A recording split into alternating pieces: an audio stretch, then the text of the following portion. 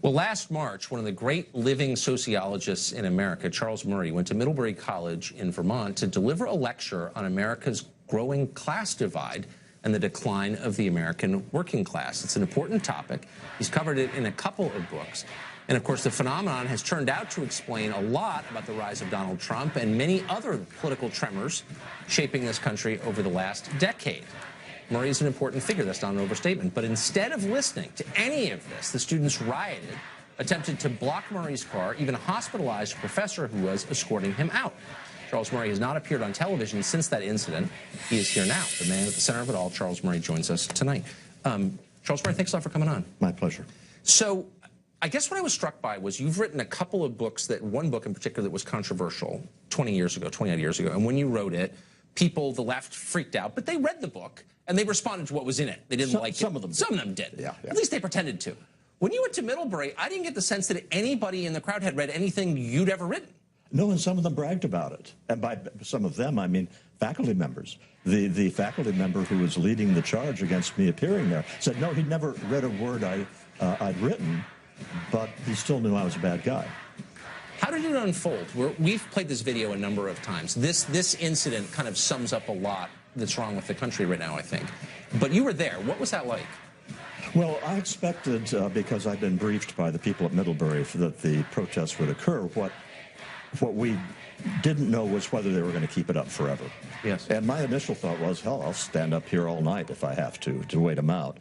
Bill Berger, who was the Middlebury's coordinator for all of this, rightly stopped it at about 20 minutes so that we went downstairs and presented the presentation on video because they weren't going to stop.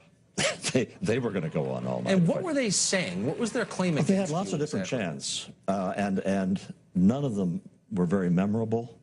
They involved white supremacists and eugenicists and white nationalists and that kind of stuff. I heard one of them call you anti-gay. Yeah. And, first place, should I go on record and say, I'm not a white supremacist, I'm not... I'm aware. Okay. It's unreal. It's been unreal, actually, for the last 6 months, where it's not that people are twisting things you have said. They are making assertions about what you've said that bear no relationship to anything that you have said. Well, and in fact, distorting what you're saying, almost inverting it. I mean, you made, I thought, a really powerful case against the American elites, the ruling class, people who run the country. I'm standing up there at Middlebury with this very elite student body, and I'm thinking to myself, you want to give a lecture dumping on the elite, and they're upset about that. This was not going to be a lecture demonizing welfare mothers or things like that. I was going to say, you as members of the new elite have to be aware of all the ways in which the elite is screwing the working class in this country. How interesting. So 50 years ago, that would have been a message delivered most likely by someone on the left. Yeah. Now, you're a fairly famous libertarian-ish person trying to deliver this, and you get shouted down. What does that tell you about the current state of the left? A couple of points, Tucker. One of them is they didn't know what I was going to say. Yes. So it wasn't they were testing that message. Second thing is, remember, this was 100 to 200 kids out of 2,500. And so I think with all of these protests on campus, there is a large, I suspect, silent majority. What scares me is that they are cowed. Yes. And when I talk to students, and I think it's especially a problem in the humanities and the social sciences in elite universities, they tailor what they write in their term papers and what they say in class to what is in reality a lot of penalties the professors are prepared to impose on them if they say the wrong thing. What's so striking, though, is that this isn't happening in trade schools, and it's not happening in lower-tier schools. It's happening in schools that are the most expensive and the hardest to get into, where the children of America's elite go. What does that tell you? Well, first place, you've got the science and technology majors versus the social science / humanities, and that's way different. And for that matter, Tucker, my daughter went to Middlebury, graduated in 2007. She got a great education. She just had to pick her classes very carefully, and it worked. So there's a danger in this.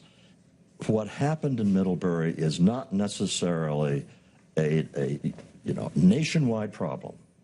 But it is toxic in the sense that the whole notion of a university is that it is a safe space, if I may use that phrase, for intellectual discourse. That is the thing it's supposed to do. Yes. And thinking about Middlebury, a lot of the attention came to the mob that was outside where Professor Stanger got seriously hurt, and that was very scary. But that wasn't the most important event. The most important event was what went on in that lecture hall. The thing that went on outside, that was a thuggery. A criminal felony, and somebody should do jail time for it. But what went on inside that lecture hall was a repudiation of what the university is all about. It's terrifying. And the overarching irony is that your book, Coming Apart, provides the single clearest blueprint explaining why Trump got elected. It wasn't because of Vladimir Putin. It was because of the forces you describe in that book. And I wish their minds were open to hearing it because they'd be a lot better. Well, if they want to invite me back, I'd be glad to go. They ought to. Charles Murray, thank you for that. Great to see you. My pleasure.